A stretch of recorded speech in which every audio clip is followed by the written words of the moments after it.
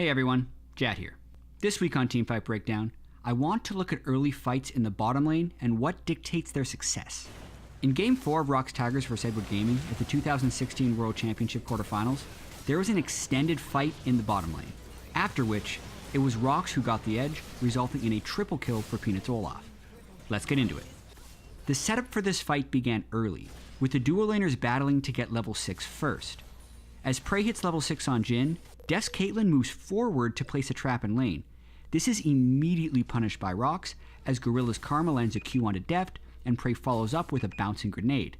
Deft still manages to display his mechanics though, by sidestepping Prey's deadly flourish and landing a headshot before kiting back with his 90 caliber net.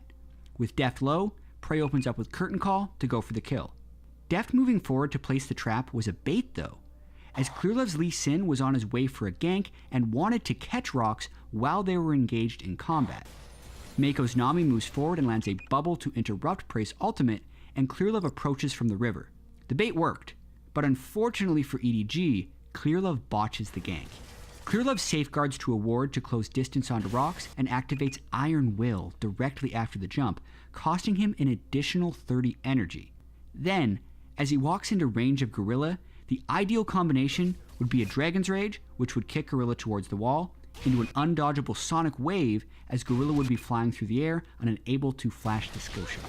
However, thinking the combo wouldn't have enough damage to kill Gorilla, Clearlove casts Tempest first, costing him another 50 energy, so when Clearlove does cast his ultimate onto Gorilla, he does not have enough energy to follow up with Sonic Wave, allowing Gorilla to flash to the safety of his turret.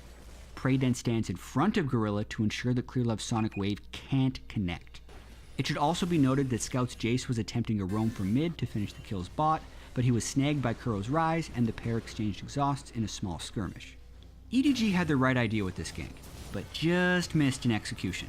The bottom lane baited the enemy to move forward while the jungler arrived, they had a numbers advantage, and they even attempted a mid lane roam to catch the extended fight.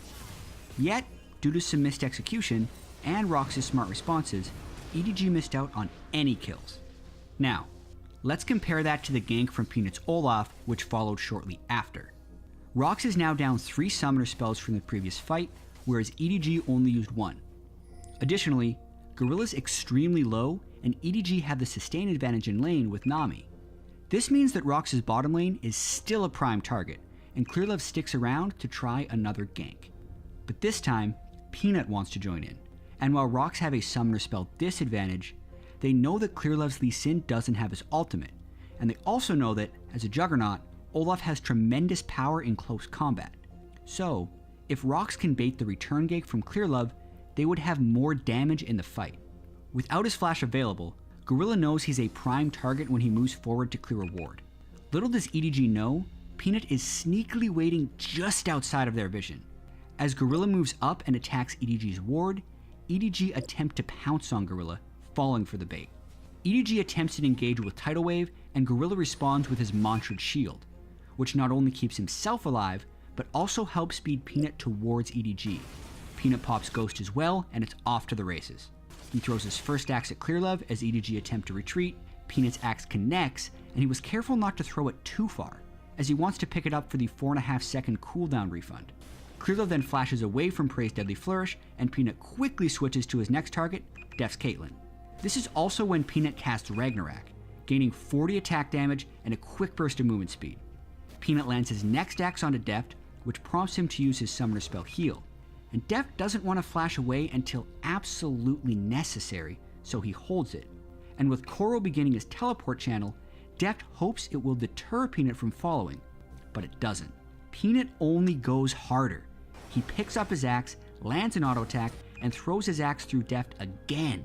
And even though Deft and Mako flash back after taking immense damage, Deft is unable to avoid Peanut's reckless swing, as Peanut had begun casting it before Deft's flash. From the huge burst, Deft is extremely low, and Prey flashes forward to go for the kill. The flash auto attack from Prey leaves Deft at a sliver of health before he is killed by yet another axe from Peanut. Peanut then picks up his second kill with an auto attack onto Mako, who was also the recipient of several axes to the face. At this point, ROX have pushed far past Koro's teleport that was meant to scare them into a retreat. and Smeb's Kennen is close behind with a teleport of his own. ROX still have to deal with Rumble though, as Koro casts his ultimate and flashes onto prey while using his Flame Spitter to pick up the kill. He then turns on Peanut, who actually moves towards the EDG turret to avoid Koro's equalizer. Smeb and Gorilla move forward to support Peanut, and with a shield from Gorilla, Peanut stays alive. As Koro turns to finish off Peanut with another Flame Spitter, Smeb denies him, diving onto Koro with a flash ultimate to both stun him and prevent him from advancing. Then, before Koro can retreat, Kuro's Rise arrives from the mid lane and locks him in place with a Rune Prison, allowing Smeb to pick up the final kill of the fight with an auto attack, making it a 4-for-1 for ROX.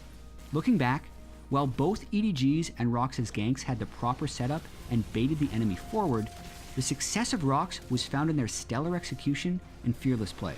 Peanut landed every single axe, and also managed to pick up every axe for the cooldown refund, all the while weaving in auto attacks and reckless swings. But the rest of ROX also deserve credit. Gorilla stuck around for the entire fight with just a sliver of health and managed to consistently shield and speed Peanut, making him an immense force. Prey contributed strong damage and was also instrumental in keeping Gorilla alive during EDG's first attempted gank. Smeb was nearly instant in matching Koro's teleport from the top lane and then prevented Koro from chasing the kill onto Peanut. And last but not least, Kuro outroamed Scout to arrive at the tail end of the fight to allow his team to pick up the 4th kill. Ultimately, every member of ROX teamed up in the bottom lane before the 10-minute mark, an extremely early yet extremely successful teamfight. All told, Peanut, on his first professional Olaf game no less, picked up the triple kill in the early game and went on to hard carry the game, ending with an 11-0-5 scoreline and 100% kill participation. With the win, the ROX Tigers closed out the series against EDG 3-1 and advanced to the semifinals of the 2016 World Championship.